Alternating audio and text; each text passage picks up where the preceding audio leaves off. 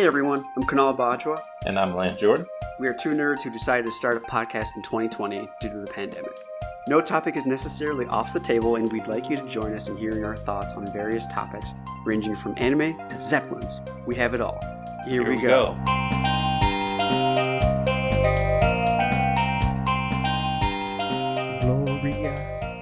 Gloria, in excelsis Deo. Went to Catholic school. If you're gonna sing it, you gotta sing it like you mean it. Gloria, Gloria, in excelsis Deo. That's all I remember. I never knew what the song actually sounded like. I went to Catholic school, so that was one of the songs. That was actually one of the better songs we had to sing. That's what you sing in Catholic school, Gloria? I mean, that was one of the songs. Like, what is the theme of the song? I mean, I just remember it. Like every time I hear that name, I always think of that song. You know, like Mrs. Jackson was by Outkast was talking about like how they did the daughter wrong. Like, what would Gloria's like? No, I think it was just praising God and everything. Oh, yeah. So Gloria is praising God. Yeah, I think the name in itself, like Gloria, like the name translates to pleasing God. I mean, there's got to be pleasing God. No, like no, not like that, you creep.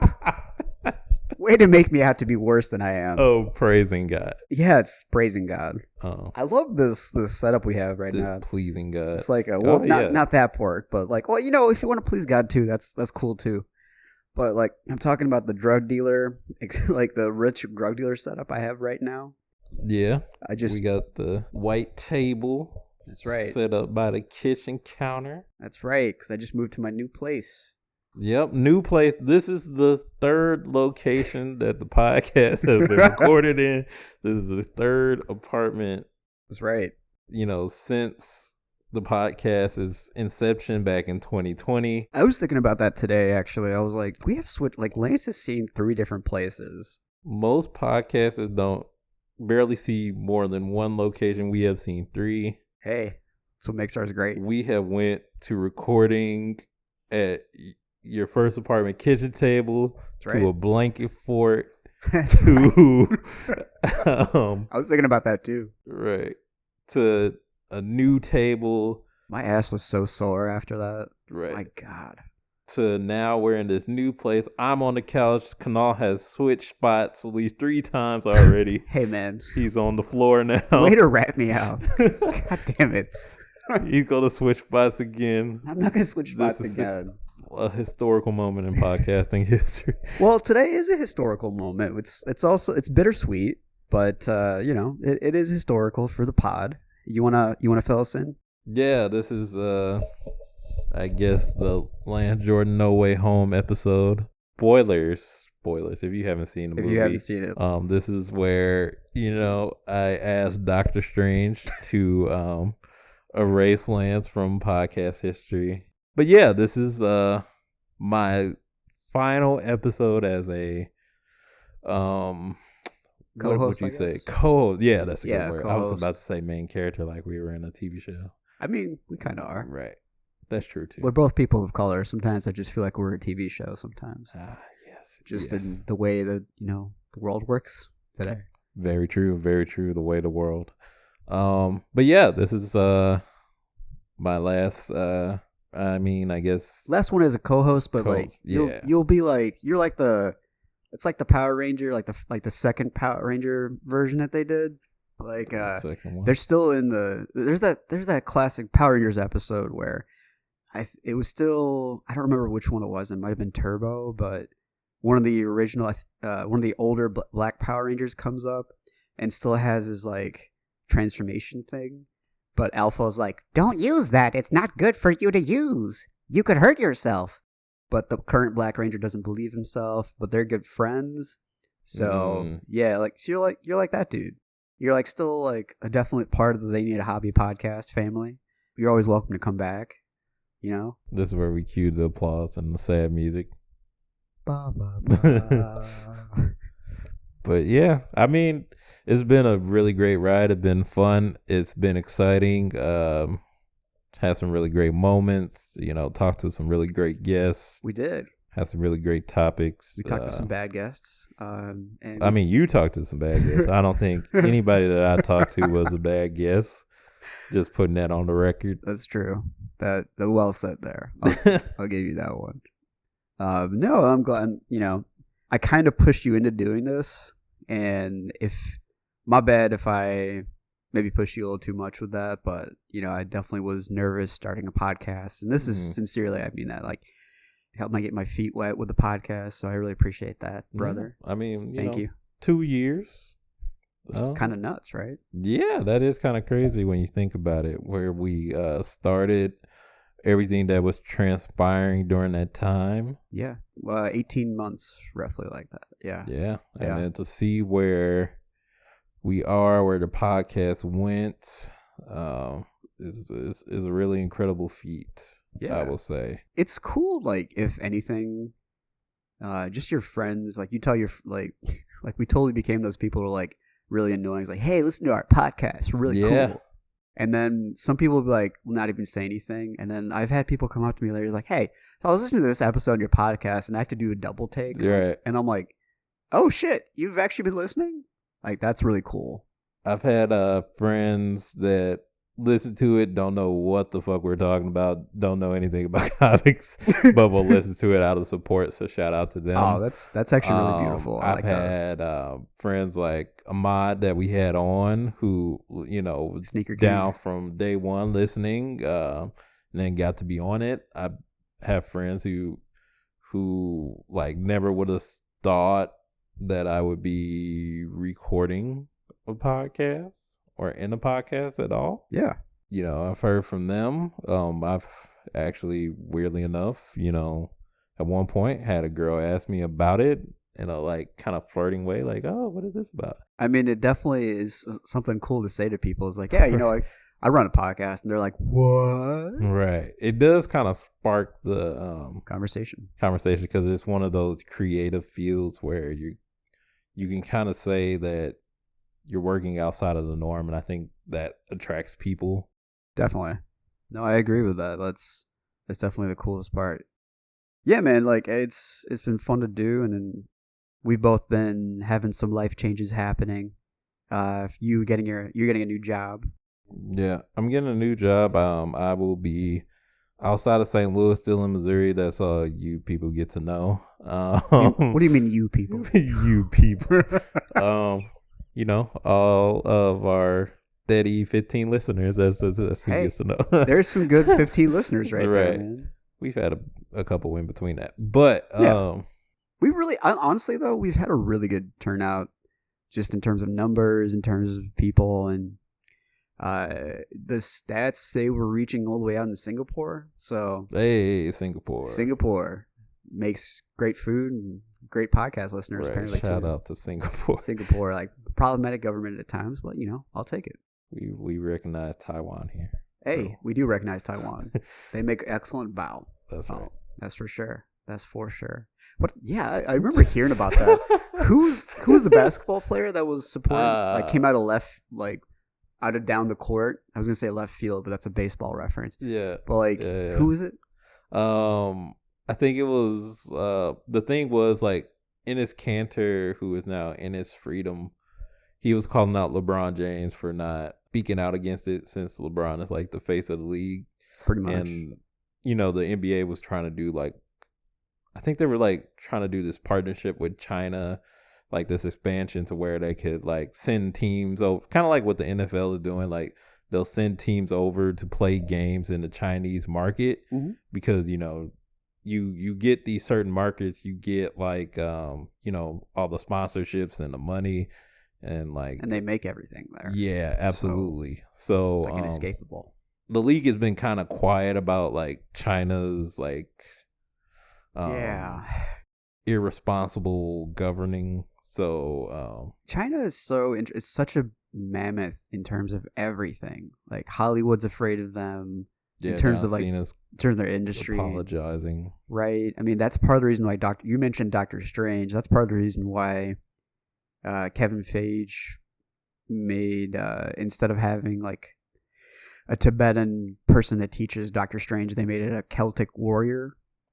Tilda Swinton and everything, and later I find out like that's why they whitewashed it. Like, yeah, it's horrible, it's Hollywood, but they also realized if they didn't do that they would have faced a ton of backlash from China, which is weird because like Shang Chi like killed it. Yeah. In every facet of the form. Yeah. Okay, so that's interesting. I would wonder why. Like, it's still bad. Don't get me wrong, but I get it. Because I did hear that, and I was like, okay, they whitewashed it, and at the time of Doctor Strange, is like you think about it, but it was kind of like a good movie, and I kind of liked it, the actress, so I didn't really care. That was the thing too. I actually did like her. Yeah. I thought she was good. But yeah, it was heavily whitewashed and whatnot there. But he killed it in the new Spider-Man movie. He did great. Oh yeah, so let's get into that. So you've seen it? Oh yeah, I've seen it. I'm hoping everybody has seen it because we're going to talk about it. That's right. Before I go, what is your thoughts, reactions? What do you think? Yeah, I mean, definitely. Like, this is like the 10th Spider-Man movie I've seen in my lifetime. So 3 with Tobey, 2 with Garfield. Yeah. This is the 3rd with him, so that's 8. That's 8. So I mean, if you don't count like Avengers and stuff. Yeah, like Captain America, Civil War. Yeah. Avengers. Yeah. Yeah, I mean, like specific, like exclusive to them. This is 8, which is 9 if you count Into the Spider-Verse. Oh, that's right. Yeah, good point. So 3, 2, 1. So 9. So 9. So just under 10. I loved it. I thought it was really heartfelt. I was very annoyed with Zendaya in the first 2 because I was like, okay, like, I don't know what you're trying to do. She's just kind of a downer the whole time, like playing the whole goth vibe or emo vibe. And I'm like, I don't know what's going on. In this one, she still had that personality, but she opened up. Yeah. Right. She opened up a little bit. And in the way that her character developed, like we saw more in their relationship. We saw more from her, and the more like I was like, oh, okay, Zendaya can act. I feel like the writing has really improved in the past, oddly since the pandemic happened for Marvel. I definitely saw it in Shang Chi, which I hope we talk about a little bit today. Yeah. But you asked me about Spider-Man, and yeah, I loved it. There was definitely like what I think was the best in this, because with Loki opening up the multiverse and all these things coming out of like giving us more options and more views into like what they can do with the incoming phase 4 and then subsequent phases, is going to show us that, you know, there's going to be more than one story to be told. And then before they do that, they wrap up and make everybody who like grew up seeing Tobey Maguire and then you saw Andrew Garfield, kind of gave them closure. Yeah. Which I thought was the best thing that happened. Like, there was a part of me that was like, it's just nice to see Tobey back in action. Because he kind of had, the third one was just kind of, what the hell happened? Yeah. Andrew Garfield, I really felt bad for him when they announced the new Spider-Man, because I was like, I thought he killed it as Spider-Man. I did think he did a good job, and it's weird now because it's almost like everybody saw No Way Home, and now they're like petitioning for him to get a third one, when it was like, back then when it was like Amazing Spider-Man 2, everybody was like, get him out of here, we're done. I mean, it's good to know that I wasn't the only one. It's kind of like when I heard Brendan Fraser's coming back in movies, and I always liked him in movies. But then we got to hear his story of what happened to him in Hollywood. Essentially, like, I don't really know the whole story, but essentially he got shafted for dumb reasons. But yeah, I was glad. I loved like the goofy parts. I love that they just had fun with it. Yeah. They had fun with it. They kept on calling Andrew Garfield amazing. Yeah, I love that because I love that. Because it was there was a thing in Amazing Spider-Man where it was like he was kind of like almost like an emo Peter, where he wasn't really confident in himself. No, there was more in the movies. More Spider-Man than we did Peter Parker. Yeah. And I loved how Toby was like, "Can we pause for a minute? You are amazing." Like like I felt like that was the confident boost he needed. I feel like him teaming up with the other Spider-Mans was like, you know, and he's like, "I love you guys." It's like something he needed, like his character. And then like even when he saves Zendaya's MJ, Yeah, man. That was like a redemption. I felt like that whole thing oh my God. was like a big redemption for him. For Andrew Garfield, for sure. Yeah, for like, even if they don't make Amazing Spider-Man 3, like, some wounds have healed, essentially. Yeah, like, you could, like, this was like a wrap up for everybody. Like, all right, he's redeemed himself. He can go back to his universe and be like, start to make amends with himself and like, right, kind of be the Spider-Man that we know he could be. 100%. Like that moment, like when the second one came out, and I knew when Stacy was gonna die. Yeah. And like all through the movie, I was like, oh, okay, she's not dying. And then the moment I saw her fall, and I'm like, oh shit, this is it. And then when he throws the webbing, and then you just hear that.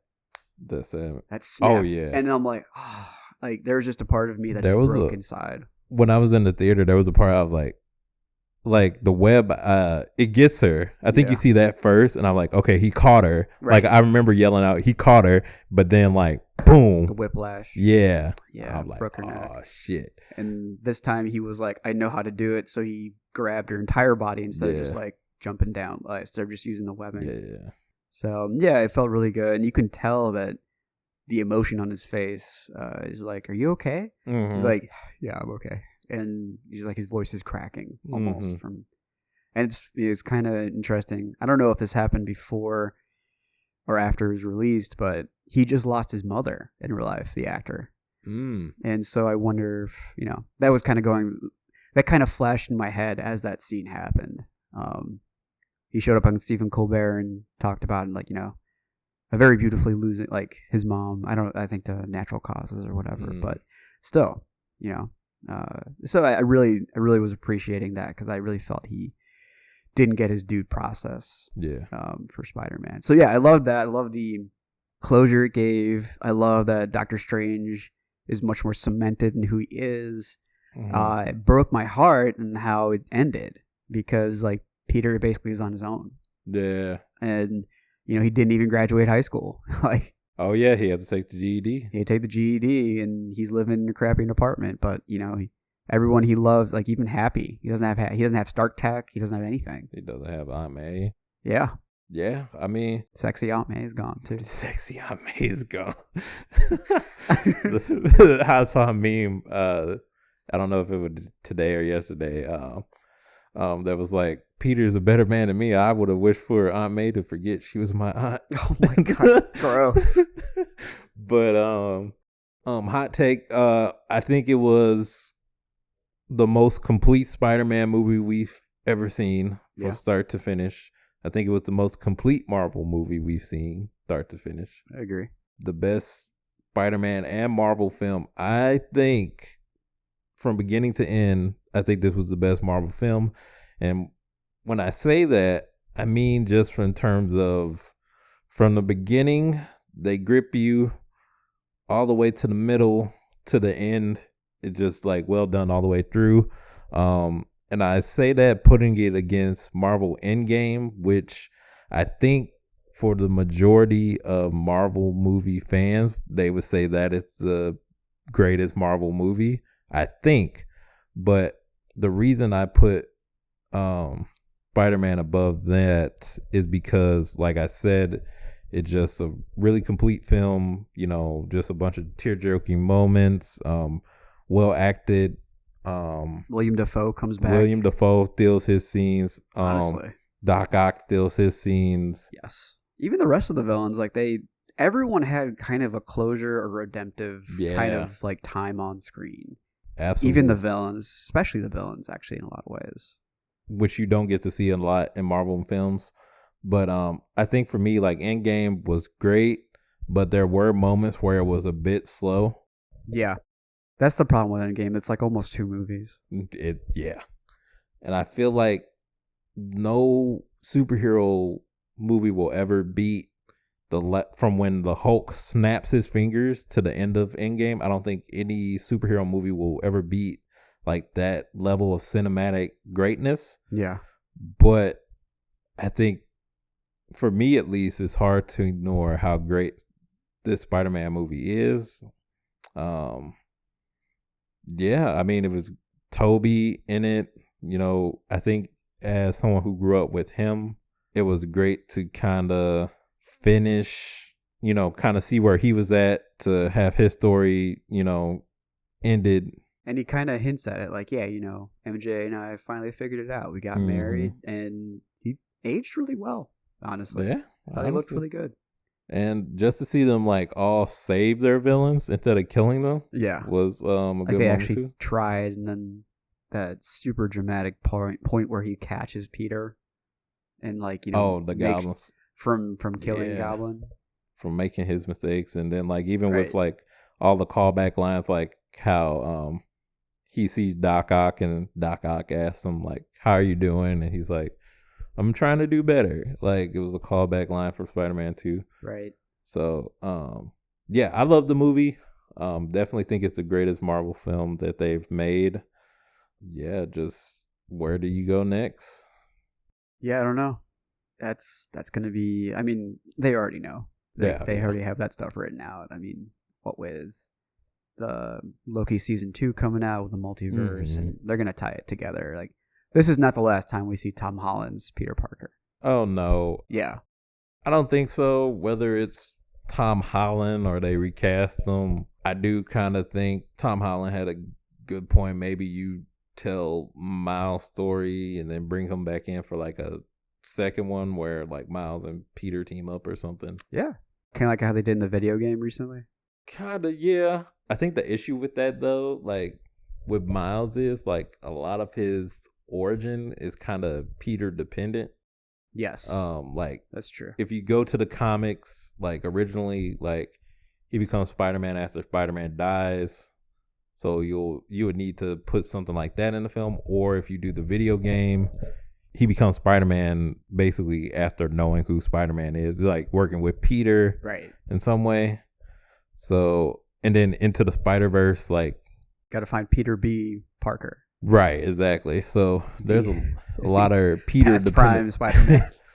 And I don't want them to like just basically retell Into the Spider-Verse. So yeah, don't do that. We've seen enough.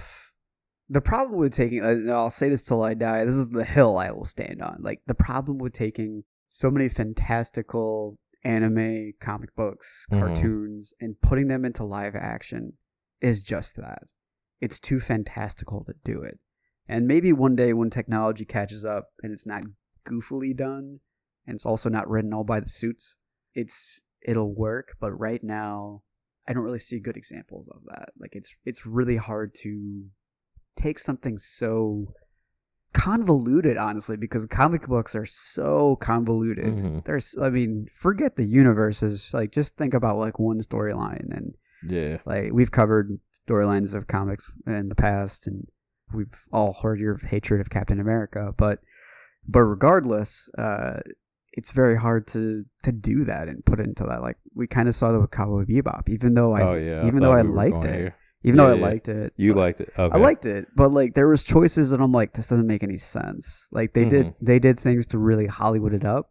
Yeah. That didn't make any sense to me. Like Julia should have been, spoilers, Julia should have been an assassin. She should have been in the syndicate. I don't understand why she was just a fucking like pretty face. Like that was it. Right. She was gorgeous. The actress is absolutely beautiful.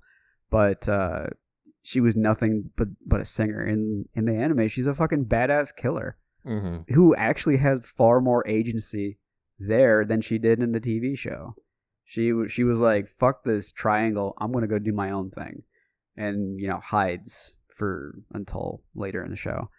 But I will say that I enjoyed watching it. It brought back memories for me, and there's some great parts in it I liked. There were some choices I didn't like. It's not a cohesive story. That's the thing with Bebop. It's a bunch of adventures, and some of the stories kind of like add to the other stories later on. Yeah, I mean, there's a bunch of like older like 90s shows that were like notorious for that, where it was like we're just gonna go on a bunch of adventures, and then eventually we'll leave like subtle things in there that like eventually it all connects near the end.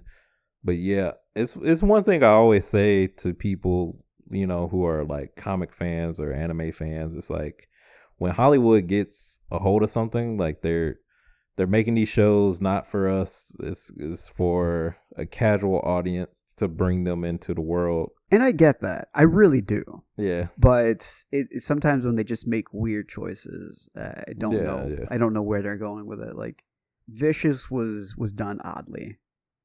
Vicious was just like a psychopath in the anime. And this one, I appreciate that they try to flesh out and give a 3D character. Yeah. But I don't think they succeeded with that.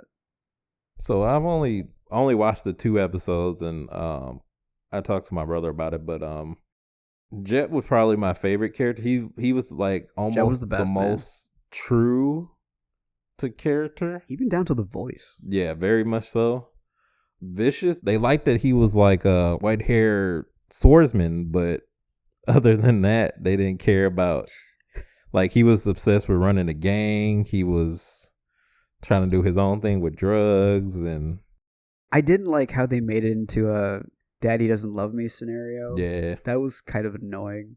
It's the reason I'm laughing is because my friend Sid, shout out to the Buff Gamer, the Buff Nerd, he posted this picture of like Vicious like drawing his gun and stuff. He's like, the guy who plays Vicious in Cowboy Bebop in the live action version looks like a brother that will tell you about crypto.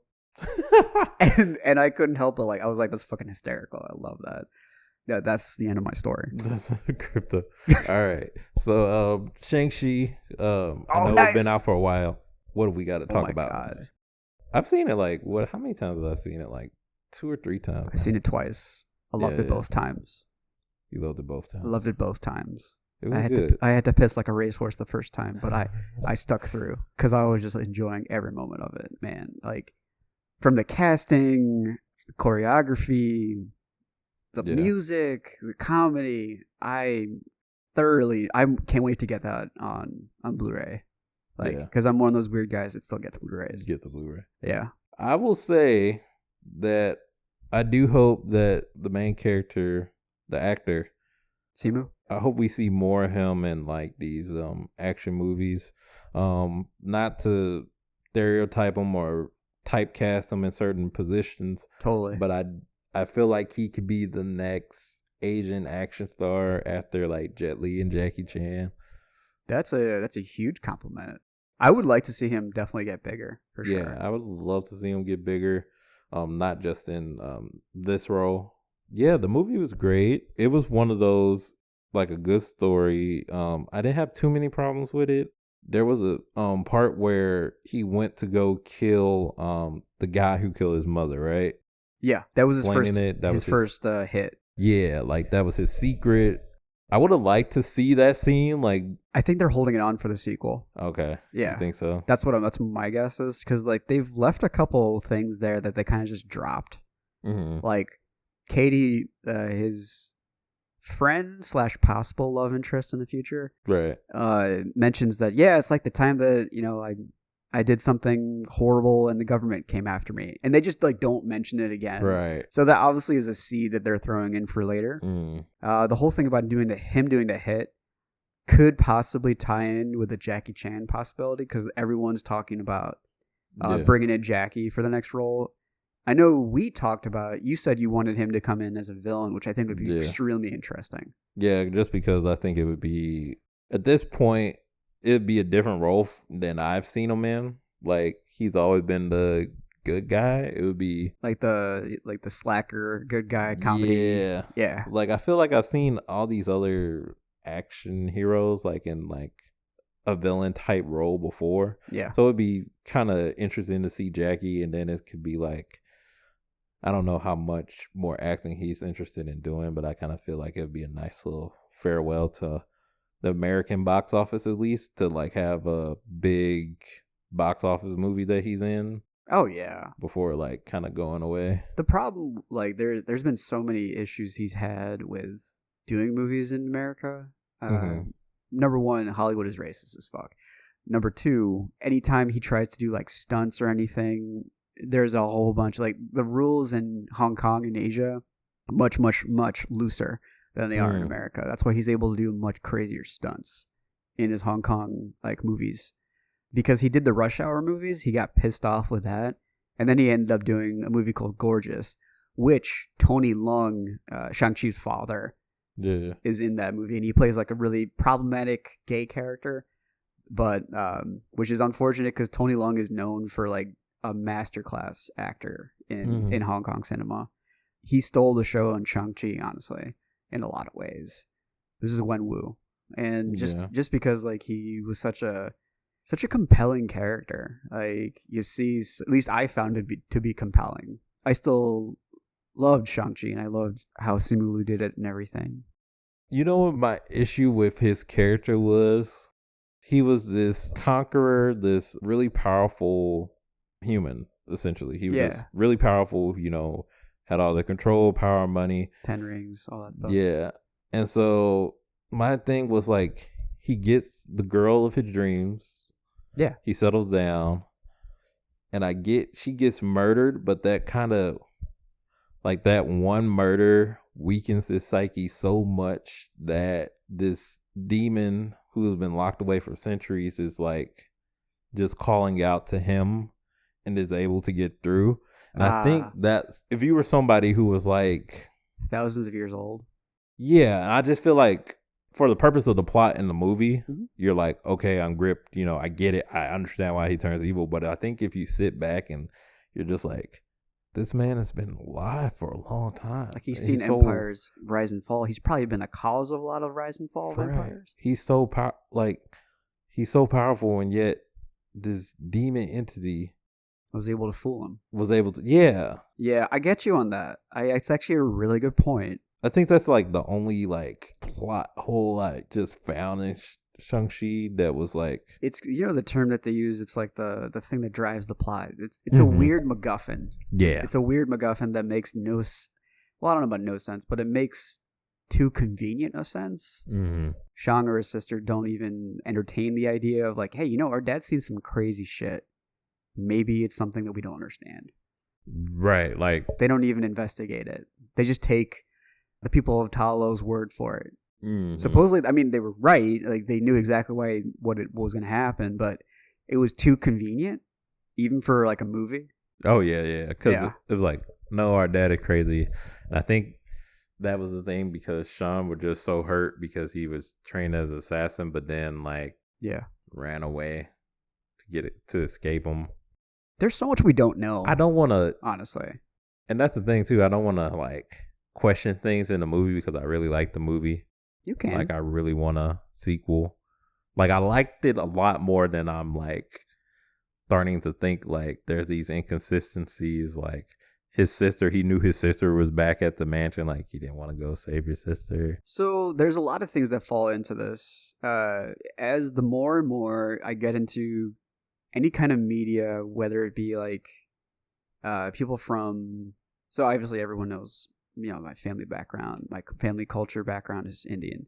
Whenever I see East Asian culture, comedians, whether it be Vietnam, Laos, Cambodia, China, Japan, etc., I am surprised at the amount of relatability I have with them. It's just in terms of understanding phrases that we see, dynamics of families. It is kind of like really, really, really interesting for me, from my perspective. The backdrop of a lot of Shang-Chi is just hidden trauma. And keep in mind that he leaves at 14. He's barely a teenager, hasn't even done adolescence. I think by the time we see him when the movie starts, he's younger than both of us. He's like 24. Right. So keep all those things in mind. Your brain doesn't stop developing until 25. And it's not a big shocker. I've alluded to it a bunch, but I've been definitely like, you know, had my anxiety and depression, and I've had, you know, lots of therapy to get me to a better place, and highly recommend it, you know, especially in this weird time. And the backdrop of a lot of this is just the inability to process trauma and the fact of not knowing what to do when you're in such a terrible family situation. Not to say that I'm in that situation, but I've seen things have happened. Everyone's fine, but like things have happened and dynamics were understood from me and my perspective. And I know that if Asian families are similar to my own culture and experience, there's no talking about trauma. There's no talking about mental health. There's no process of all this stuff. I'm sorry if I'm ranting about this, but the reason he doesn't go back is because, quite frankly, he didn't know what to do. Yeah. He's been taught for 10 years of his life just how to kill. And it's a big problem in Asian communities where, like, the men are expected to be a certain way. I mean, you could say that for around the world, but really, really so. Especially since he's the firstborn, too. Yeah. That plays a big part in it. Not to make light of the situation, but there was that meme where there was like, what's the most unrealistic thing about Shang Chi? I was laughing pretty hard about that, actually. And I think it was the mom saying, I love you. Yeah. To Shang. I mean, there's a stereotype for like Chinese parents as well as like Indian parents too. It's like nothing you do is enough. Like you get a 98 in a test, and your parents will be like, "Where's the other 2%?" And like, well, great, thanks. That is very real. Yeah, I remember seeing that and be like, "Oh shit!"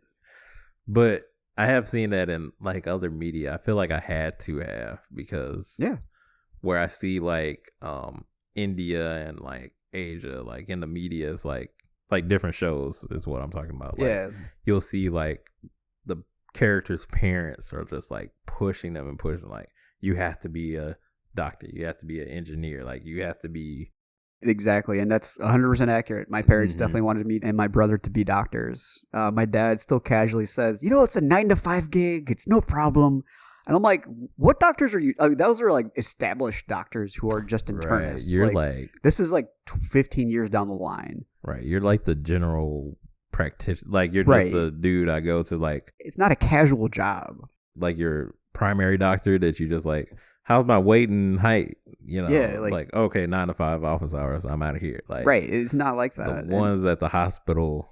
Working the ER, Grey's Anatomy type shit. Plus, it's way too much pressure to have someone's life in your hands. For me, yeah. For me, like that's a lot of pressure.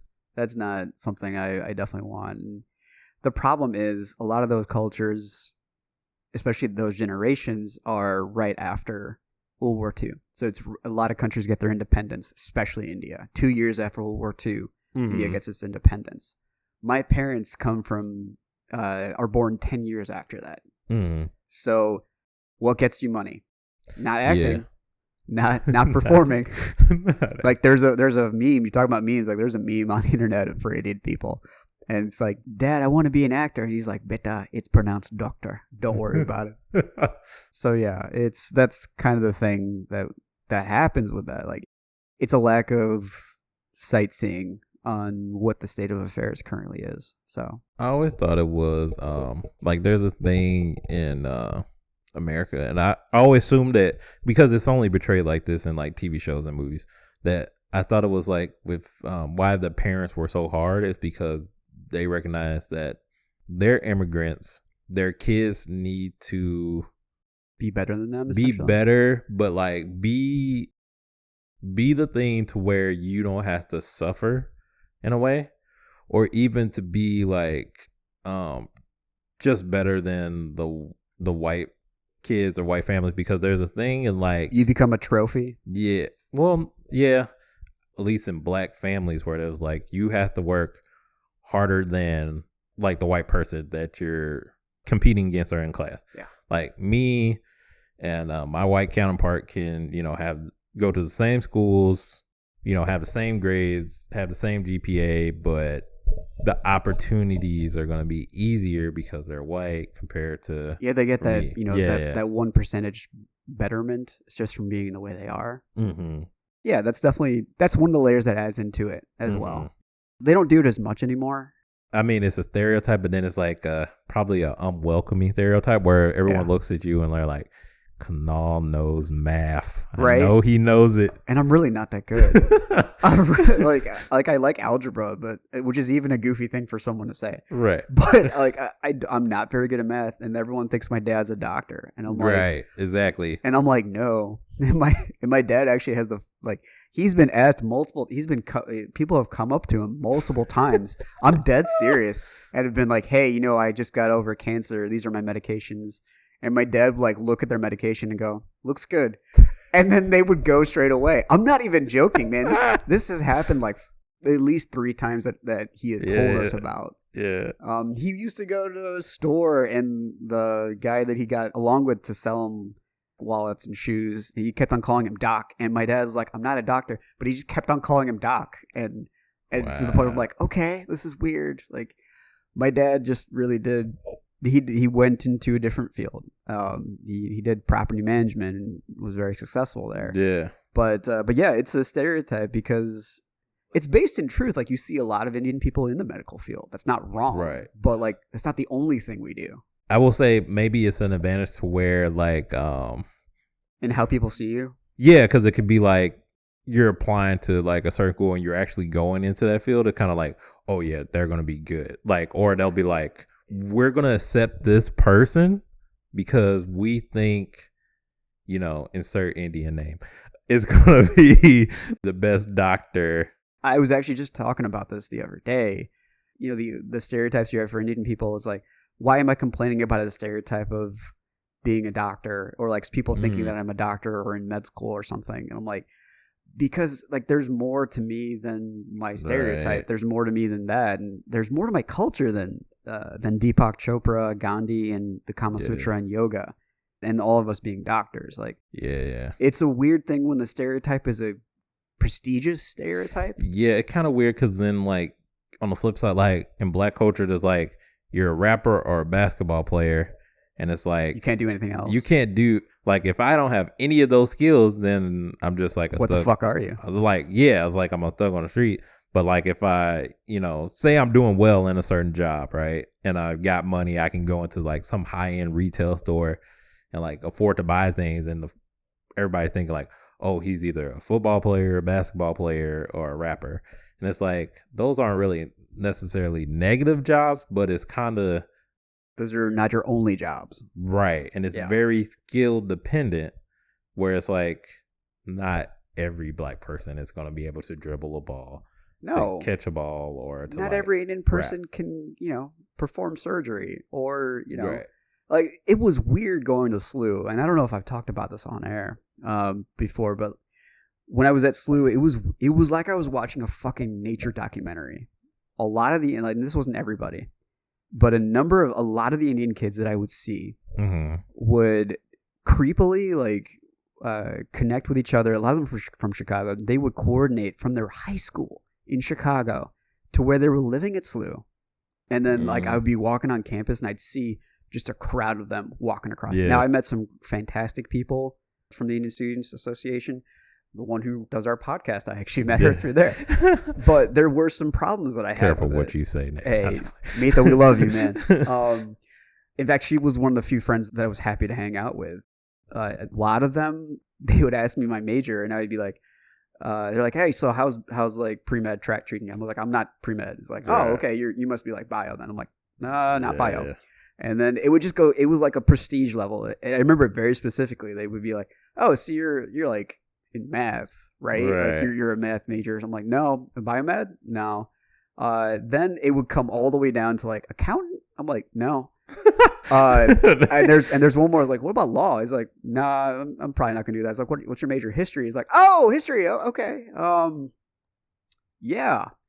And they would kind of just like walk away. And I'm like, oh yeah, well, fuck off, man. Like, Jesus Christ. There's nothing left to talk about. They're done talking. In fact, they would say, like, when I saw one of them, I was like, hey, they're like, yeah, I left that history class. I was like, what is it, man? Like, and then I would say, like, I'm actually a history major.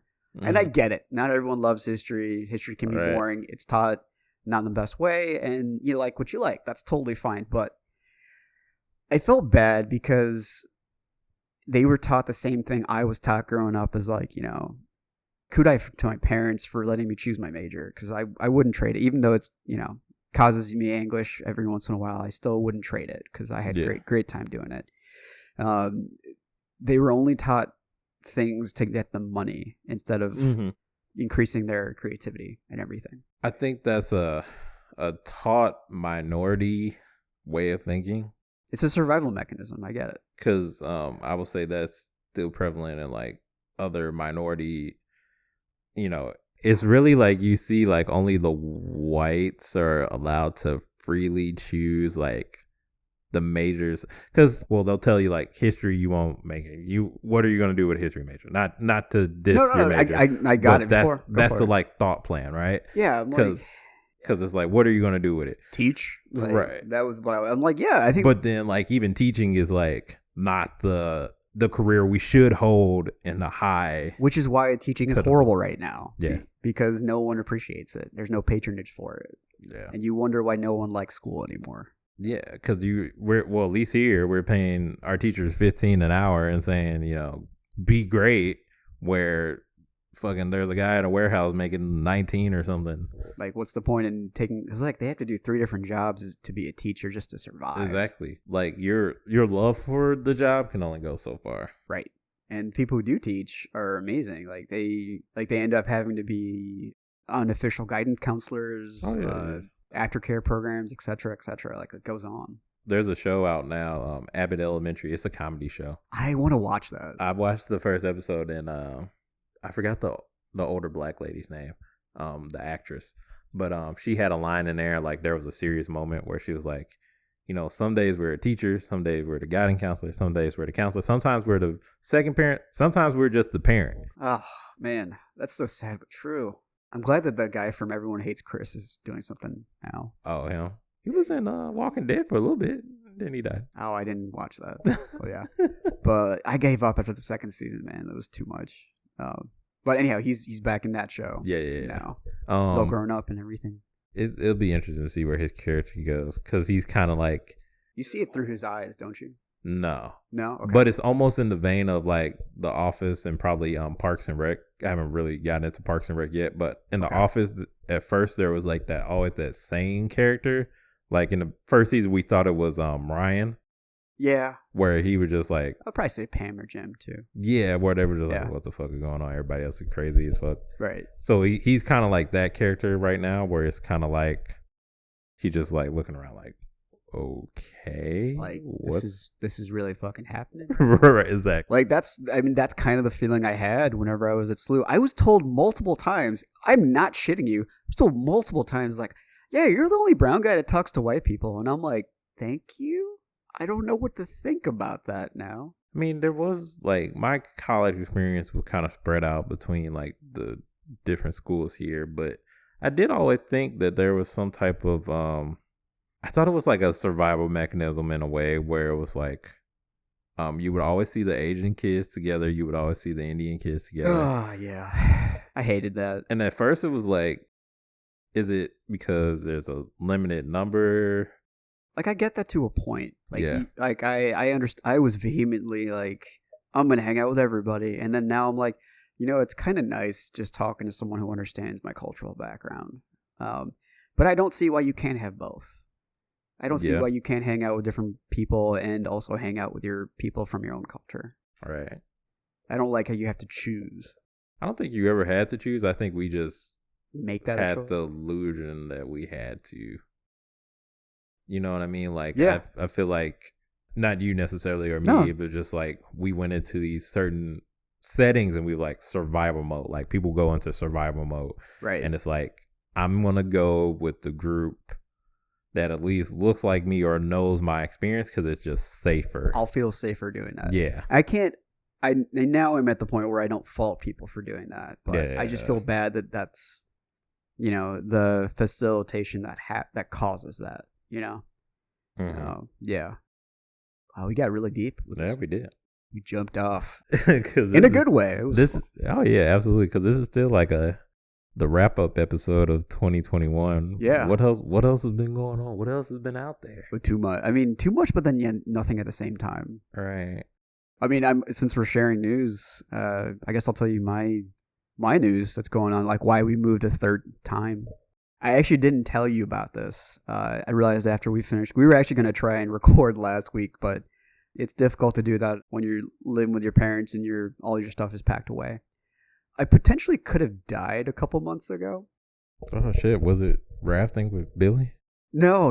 Billy kept me safe. Oh. But I was hanging out with some people and we were walking across the street. It was late at night. We saw a jazz show like out near like Grand and whatnot, and we Grand Boulevard. It was like right past Big Brothers Big Sisters, like Jazz of the Bistro area. Anyhow, that part of town. I don't like where the story is going, but all right. Well, if it's where I think you were. I mean, it's near Sleuth's campus. But the problem with Sleuth's campus is you go too far. The gentrification is real. Yeah. Yeah, you go a little too far, and then you're lost, buddy. Response time is not quick. But it doesn't. This story doesn't go the way you think. Okay.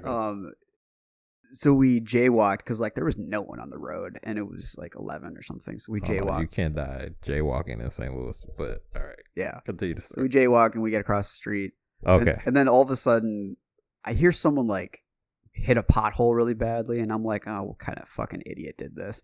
I look around, not even joking, straight out of a fucking Marvel movie. The car has gone airborne and upside down. Holy shit. Yeah, it knocks the street light that we just were near, and it skids a little bit, and then there's a guy inside. I freeze. My friend and another guy in the group runs over. Apparently he was crash certified. And we stabilized the guy. I was the one that called 911, and paramedics came, took him away. He was responsive, but barely. We don't know what was going on. We just got away. We have no way to find out what happened, but it added kind of fuel to the fire for this, that I really should take advantage of my life and not just consistently be okay with where I am. And by that I mean I've never really been happy living in St. Louis. Right. For many reasons. It's just it's very diverse, but it's highly segregated in a lot of ways. I've heard that from different people from different parts of the United States. Yeah. Like people who come here for different reasons, like either it's school or they, forced to move here. Yeah. They've all pointed that out, that it's so weird. Yeah. And I was already in the works of okay, I'm ready to move and I'm ready to figure out my life and get out of St. Louis, if anything, and go to one of the coasts. And it definitely added fuel to that fire of yeah, this is a good shot. It's kind of like the universe saying shut the fuck up and just go, kind of a thing. Yeah. And then I got an opportunity on my condo, and I couldn't pass it down. And so that's why I'm here. For the next at least 8 months, I'll be looking for jobs and, trying to save up some more money and use the money I got from the condo sale towards moving out to most likely California. Yeah. So yeah, man, it's going to be a lot of changes this coming year. By the time this episode comes out, it'll probably be 2022. Yeah. But, which is weird to say. It is very weird to say. And yeah, so podcast format's going to change a little bit. It's going to be me either just talking to the void and you guys occasionally listening. And also I will have on guests as we go on. And of course, Lance will, always be welcome here and whatnot. But yeah, that's my update for what's going on with me. I guess in this case, it is still a tragedy, or, those type of events can kind of be, as tragic as they are, be kind of motivating at the same time. It is. It was a very odd, I mean, I was already #making moves on doing that, but yeah, that was just one thing that was even more motivation to be life is precious. You can be hurt at any moment. If we had not jaywalked, we probably would have gotten hit, which is terrifying. Still kind of shakes me up just talking about it. It's one of those things too where it's kind of close to almost near-death situation, to where you're going to reflect on your life and you're going to be so it is you could think about all the good things, but for some reason our brain always goes to what's my regrets. It's weird because you think it's almost I guess it's almost a facet of self-preservation. And at that point, your self-preservation kicks in. Is what have I not done completely? Or what do I wish I could have done? Right. What I wish I could have been, what I could have said. So yeah, I mean, it's easy to say don't ignore them and go out and chase your dreams, whatever they are. Yeah. Sometimes it's hard because we got to think about the logistics of that. And that has been the most that's what's been the weird part of the whole thing, because my therapist was telling me, like, there's going to be a lot of doubt that creeps in because you have been here for 25 years. I was born in New York, so technically, but I've been here for the majority of my life, and it's been comfortable. Yeah, I have everything I need here. I have, I'm comfortable in the sense of, like, my family's here. I have money, like, enough money to play around with and everything, but I just feel like I'm existing. And the moment I started thinking about moving, I'm like, I'm going to end up on the streets. Like, every, like, worst case scenario was going through my head. But every time I travel, I feel like I'm in a better place. Like, every time I go to LA or California, I feel like I'm in a better place. I feel like anytime that I'm not in St. Louis, I always feel better. I mean, I've been in some places that, like, I won't say were, like, great, but, like, even just to be away almost to, like, because there's a certain sense that you can kind of escape responsibilities. True. It can be on, like, almost enticing and, like, seductive in a way, because it's like, even though, like, maybe you're not in a place you want to be, but it's like, but I don't have to go to my job tomorrow. Yeah. Like, there's nobody asking me to go do this errand. I don't have to run errands. I'm on vacation, or I'm just here visiting a friend. I'm here to have fun. Yeah. Yeah, definitely escaping where you are, because I'm pretty sure somebody in California will say, oh, what we say about St. Louis, oh, I need to get out of this place, I need to move. Right. And every time I'm in fucking Idaho, right, I feel alive. It's all perspective. It's I was actually talking to someone, and they said, like, they lived in Miami for all their life, and they just turned, like, 34. Yeah. And they moved here to head a new, like, position for their job. And I was like, yeah, that makes sense, because you need a change of scenery, and you get to head up a new division, and that makes a whole bunch of life changes sense. And that's kind of where I'm at too, where it's not so much that it's because that I want just more genetic diversity, because, like, everywhere I look, it's just, and I love white people. Like, I've met awesome white people, but there's too many white people around here, and there's not enough, like, other cultures, and there's a lot of people that I've come in contact with, like, excluding, like, close friends that I'm with. They're okay with the small world, and they're okay with things being a certain way, and I am not, and I never have been. But I just accepted it and moved on. I didn't realize how much stress that was causing me. Yeah. The moment I was in LA back in November, and I was just seeing so many different types of people, and some of the different types of food, and don't get me wrong, like, LA for sure has its problems, and everybody has been telling me, LA is kind of nuts. And maybe if it's not LA, it's somewhere in California, somewhere else that's a better fit for me then. Because, LA is going to have everywhere has their problems. Yeah, you can't escape problems. It's just like, are you okay with those specific problems? Yeah, that's a very good point. You just got to be okay with it. And, be willing and open to change. Don't be afraid to even fail, knock on wood, I don't think you will at all. But, thanks, man. If, you fail, you always have some place to come back to. Yeah. But at least you can say at the, when it's all said and done, whenever, our time is up, whenever your time is up, you can say, hey, I went to LA and I, at the very least, made it work. Well, hopefully you made it work, or at the very least, I tried to make it work. Right. Because, like, life, you will always have regrets, but the key is to have as few regrets as you can. Mm-hmm. This is the example that always comes to my mind. Like, and going into this little short example, I don't believe there are leagues in terms of dating people. I think people only say that when they don't feel like the couple deserves each other, or if they're jealous of the couple. But I'm saying this. Oh, leagues. Okay. Yeah, okay, in terms of, like, she's too hot for him, or he's too good for her, et cetera, et cetera. There was a girl who I thought was way out of my league, but I knew if I didn't ask her out, at least try to, that I would regret it for the rest of my life. And she was seeing someone, so she, of course, turned me down. But I can at least, and she was, like, a brilliant girl, like, quietly had worked on the Mars rover back in, like, 2012 or something like that, and just casually dropped it in conversation one day. And but no, we're still friends, and she moved on to her thing, and she actually went to go work at MIT's business school for a while. She's fucking brilliant. But Spiderman tie-in right there. MIT. That was the school they were trying to get into. Yeah. Oh yeah. Yeah. Oh no way. Full circle. Hey, I love it. But yeah, and it was a chance I took, and I'm glad I took it. And that's a goofy example of what I'm trying to do right now.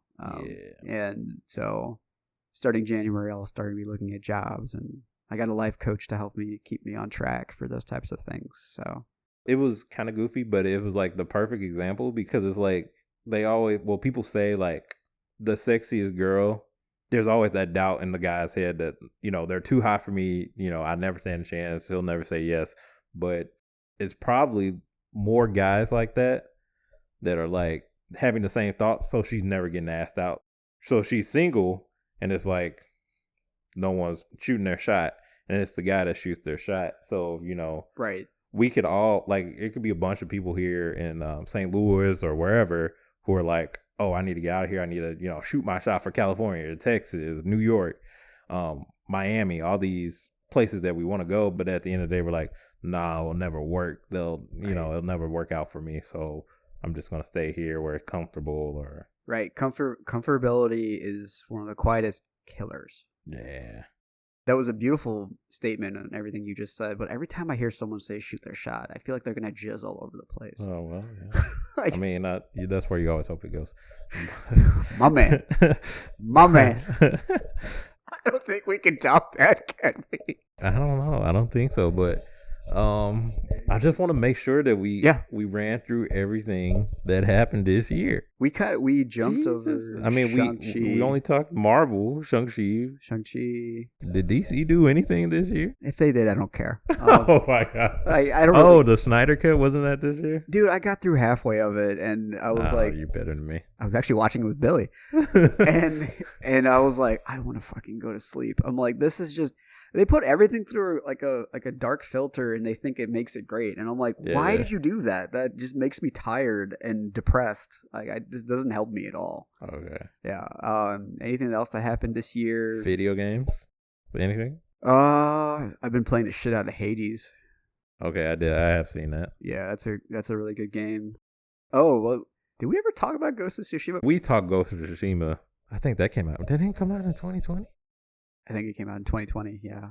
We kept on talking about it, yeah. I'm doing the Leo meme. The director cut came out this year. That's right. The island of... Yeah. Where you get to find out about Jin's dad and everything. Guardians of the Galaxy was like a sleeper hit.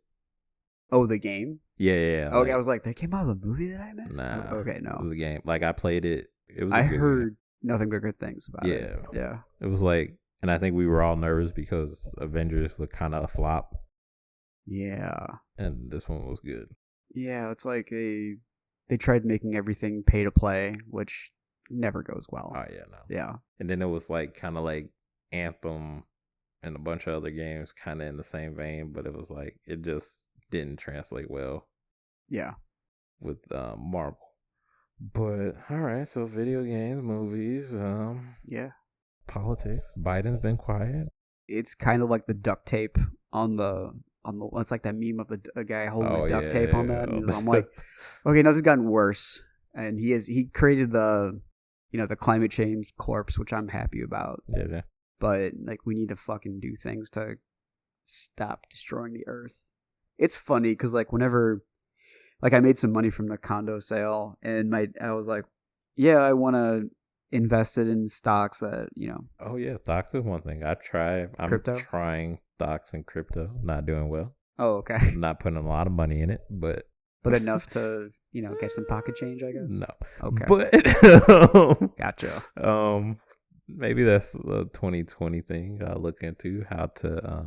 2022, you mean? Yeah, 2022. I was like, 2020 is way gone now. How to properly invest in crypto, but yeah, that's the thing. Yeah, it's just weird because like anytime I talk to anyone, I'll say 60 and up about like global warming or climate change, and they kind of just give me a weird look. I'm tired of those weird looks. I'm like, stop giving those weird looks and put money into renewable energy and shit. I would say if I was 60 now. And you were talking about climate change, I would say That sucks for you. That is unfortunately really true. Yeah. I think that's where it looks. Because they're like, I got maybe 15 years. Right. Climate change. So you saying the world will be better in 30 years? I don't got that type of time, son. Yeah, they're just like, I'm just going to go to Miami and party it up there. Right. Are you wearing Goku socks? I am. My girlfriend bought me like this package of BBZ socks. I just saw the symbol. Some Goku socks. Tie back to the first episode where we talked about Dragon Ball Z. That's right. Yeah, I got some Goku socks. Good for you. I thought they were just like, they just said ME on them, but I didn't know what they said. Oh, yeah. This is like Ka. I think they're doing like the Kame. Oh. Like around like the red writing. Oh, okay. Yeah. Yeah. Shit, I guess we covered 2021 in a nutshell. All the things that we want to talk about in 2021. I'm sure some other things happen. I mean, we just wanted to do this kind of chill. Yeah, the final as this iteration of They Need a Hobby podcast. Yeah, a new generation, Star Trek. Boom. Next generation, dog. Yeah, that's right. But yeah, we're kind of going. Not our separate ways, but we're going... Yeah, we are kind of going our separate ways and trying new things and changes in our life. And I think it's for the better. Final question. Sad to see you go, but yeah. Before we end this thing, what guests can I look forward to? What things does Kanal have planned? I got a couple friends who have reached out that we just haven't been able to put together an episode. Mm-hmm. Definitely... I have two right off the top of my head. Stay tuned for them. Oh, stay tuned. One is a dude I've known from college. One is another one who I've met through karaoke, actually. Ooh. Yeah, and then we'll change it up. I'm definitely gonna open up more this coming year. Any more celebrity guests? Are we venturing back? Oh yeah, I'm like, we're gonna call up Nimesh again and see how that goes. Right. No, fuck no. Yeah, no, definitely. I'm not. If that was gonna stop me, then I wouldn't get anything done. Right. I mean, I will say this: he's fucking hilarious. Yeah. I will never work with him again. Like, to be fair, there may have been things I could have done better, but I would have loved to have like feedback on it. But he's not gonna give me anything. Right. There's nothing for it. But do I wish him well? Yeah, sure. Just don't work with me ever again. That's all. Okay. Well, there you have it. But. I think One Punch Man's coming out soon. They talked about something about it. Wasn't it like season 2 for the anime? Live action? Netflix? No, not let's live go. action. No. Netflix, let's go. No live action for Saitama. Just a bald guy punching people. It's a pretty simple formula. Superheroes are hot right now. I mean, he is our Lord and Savior. He is our Lord and Savior. That's right. And that's, ladies and gentlemen, full circle. Lance, thank you for everything, brother. All right. We're doing our epic Peace. handshake. Now, you hear that clap right there. We're holding it like in Predator. It's good stuff. I was about to say wasn't that like in a Rocky movie where they were like... No, that's Carl Weathers was in Rocky. Yeah, he was in the first 4 Rockies. Yeah, where they were just like holding hands almost. And then they like flexed and zoomed in on it. Yeah, that's them. No, but seriously, man, thank you. All right, I'm out. I'll be back.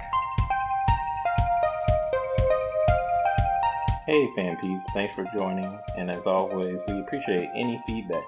You can follow us on our Facebook page, They Need a Hobby, and also at TNAH Pod on Instagram and Twitter.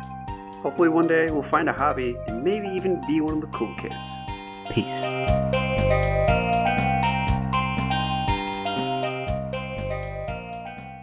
AJ, takes about 5 months to catch up to whatever episode.